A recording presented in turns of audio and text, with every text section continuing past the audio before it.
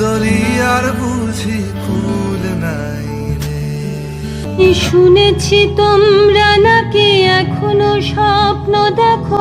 নমস্কার and nice to meet you. আজকে আমরা এক ইউনেস্কো হেরিটেজ সাইট, তাতে আমরা রাত্রি যাপন করব। সুতরাং বেরিয়ে পড়া হ্যানয় থেকে হ্যালং বের উদ্দেশ্যে। তুমি কি কখনো ভেবেছিলে এই হ্রদের ধারে এসে আমরা পাবো যা এতদিন পাইনি? আমরা হ্যানয় থেকে আজকে যাব এবং রাত কাটাবো বহু প্রতীক্ষিত এক ইউনেস্কো ওয়ার্ল্ড হেরিটেজ সাইটে, যার নাম হ্যালং বে। সকাল সকাল হ্যানয় থেকে আমাদের দর্শন পাওয়ার পরে বুদ্ধদেব বসুর কবিতার কয়েকটা লাইন মনে পড়ে গেল। রূপলি জল শুয়ে শুয়ে স্বপ্ন দেখছে, সমস্ত আকাশ নীলের স্রোতে ঝরে পড়ছে তার বুকের ওপর সূর্যের চুম্বনে। এখানে জ্বলে উঠবে অপরূপ ইন্দ্রধনু তোমার আর আমার রক্তের সমুদ্রকে ঘিরে। কখনো কি ভেবেছিলে গোটা হ্যালং বে জুড়ে দক্ষিণ চীন সাগরকে কেউ যেন সাজিয়ে দিয়েছেন ছোট ছোট পাহাড়, গিরিখাত আর নীল সমুদ্রের জলে, যেখানে স্বপ্নরা খেলা করে, যেখানে উত্তাল হয়ে ওঠে রক্ত, যেখানে মানুষ বোহেমিয়ান হয়ে ওঠে, যেখানে আরেকবার নিজেকে প্রশ্ন করতে ইচ্ছে করে যে আচ্ছা কি পেলাম জীবনে। কেউ যেন প্রশ্ন করে মনের মধ্যে, পথিক তুমি কি পথ হারাইয়াছ? স্কটল্যান্ডের নচ লেকের কথা অনেকেই জানেন। স্বচক্ষে দেখেছি ইংল্যান্ডের লেক ডিস্ট্রিক্টের সৌন্দর্য, কিন্তু ব্যবস্থাপনা এবং এক মোহময়ী অ্যাম্বিয়েন্সে হ্যালং বে ওভারহাইপড ব্রিটিশ লেক ডিস্ট্রিক্ট বা স্কটল্যান্ডের নচ লেককে পাল্লা দিতে পারে। একটা সুন্দর গল্প আছে, জানেন তো? গল্পটা হচ্ছে যে আগে, অর্থাৎ প্রাচীনকালে, দক্ষিণ চীন সাগর পেরিয়ে শত্রুরা বারে বারে আক্রমণ করত ভিয়েতনামকে। ভিয়েতনামিজরা সেই আক্রমণ থেকে নিজেদেরকে বাঁচাতে তাদের ইষ্ট দেবতার কাছে প্রার্থনা করলেন। তখন দেবতা দেখা দিয়ে বললেন যে এরপরে যখন শত্রুরা আসবে দক্ষিণ চীন সাগর বেয়ে, তখন স্বয়ং দেবতারা ভিয়েতনামকে রক্ষা করবেন। এবং যখন বিদেশি শত্রু এই হ্যালং বে বেয়ে ভিয়েতনামে ঢুকে পড়ার চেষ্টা করে, তখন আকাশ থেকে নেমে পড়ল ড্রাগনেরা, এবং যে ড্রাগনদের প্রত্যেক নিঃশ্বাসে আগুনের ঝলক, সেই নিঃশ্বাসে পুড়ে ছারখার হয়ে গেল ভিয়েতনামের শত্রুরা। এরপরে শত্রুরা আর ভিয়েতনাম আক্রমণ করার সাহস দেখায়নি। কিন্তু ড্রাগনদের কি হবে? আবার ড্রাগনদের ছেড়ে দিলে ভিয়েতনামিজদেরকে যে আবার কেউ আক্রমণ করবে না এমন নিশ্চয়তা সেটাও নেই। তাই ভিয়েতনামিজদের ইষ্ট দেবতা কি করলেন না, বড় বড় এই সমস্ত পাহাড় তৈরি করে প্রত্যেক পাহাড়ের কোনো গিরিখাদে লুকিয়ে রেখেছেন সেই সমস্ত ড্রাগনদেরকে, যারা ঘুমিয়ে রয়েছে সমুদ্রে আধো ডুবন্ত এই পাহাড়ের কোন এক গোপন গিরিখাতে। ভিয়েতনামিদের বিশ্বাস, আবার যখন কোনোদিন আক্রমণ হবে, শত্রুপক্ষ আসবে, তখন কিন্তু এই সমস্ত পাহাড় থেকে বেরিয়ে আসবে সেই ড্রাগনেরা, এবং এই পাহাড়গুলোকে কেন্দ্র করে ড্রাগনরা রচনা করবে এক আগুনের বৃত্ত, যাদের নিঃশ্বাসে বেরোবে তীব্র উত্তপ্ত হলকা, এবং তাতে ধুয়ে মুছে যাবে শত্রুর লোভ, লালসা আর উদ্ধত্ত। গল্পটা শুনতে ভালোই লাগছিল, এবং বিশ্বাস করুন, বিশ্বাস করতেও ইচ্ছে করছিল যে সত্যি there are more things in heaven and earth, Horatio, than are dreamed of in your philosophy. আসলে সবসময় যুক্তি বুদ্ধিকে প্রয়োগ না করে একটু বিশ্রাম দিয়ে যদি ছোটবেলার সেই রূপকথার গল্পে হারিয়ে যাওয়া যায়, মন্দ কি?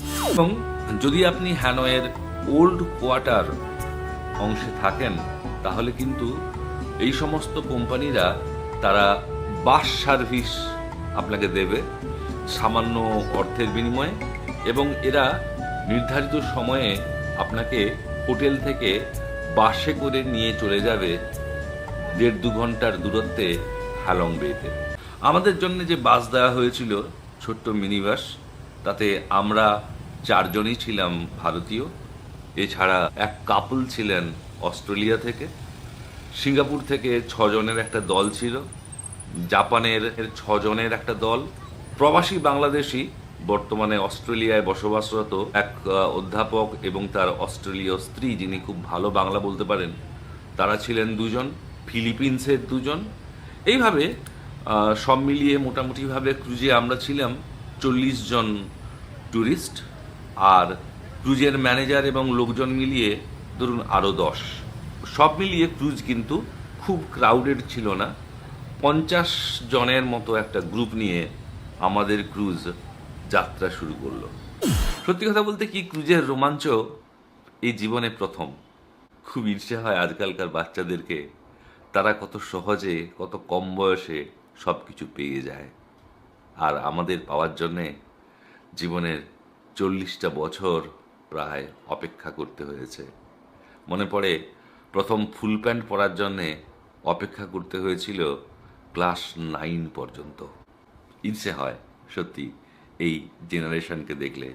ক্রুজে ওঠার পরেই ওয়েলকাম ড্রিঙ্ক, এবং আপনাকে ইনস্ট্রাকশন দেওয়া হবে কি কি করা যাবে এবং কি করা যাবে না। যেটা সবার প্রথমে ভালো লাগবে সেটা হচ্ছে ওই দিন ক্রুজে যে সমস্ত দেশের ভ্রমণার্থীরা ভ্রমণ করবেন, সেই প্রত্যেকটা দেশের জাতীয় পতাকা দিয়ে রিসেপশনটা সাজানো। এই প্রথাটা বেশ ভালোই লেগেছে। এরপরে একটা টোটাল ব্রিফিং হবে যে আজকে সারাদিন কি কি হবে, কি কি অ্যাক্টিভিটিস রয়েছে, এগুলো আপনাকে বোঝানো হবে, এবং প্রত্যেককে তার রুমের চাবি দেওয়া হবে। রুমে ঢুকেই মাথা নষ্ট হওয়ার জোগাড়। সত্যি কোথাও নিজের বাবার কথা মনে পড়ে।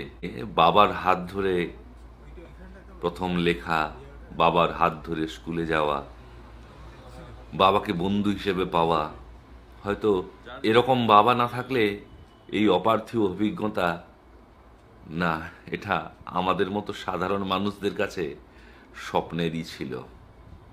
নিজের স্বর্গত পিতার কাছে মাথা নিচু করি যে বাবা, তোমার শিক্ষা দীক্ষায় যে সামান্য জীবিকা নির্বাহের অর্থ উপার্জন করি, সেখান থেকে এই অভিজ্ঞতা, আহা, এ হচ্ছে তোমার আশীর্বাদ।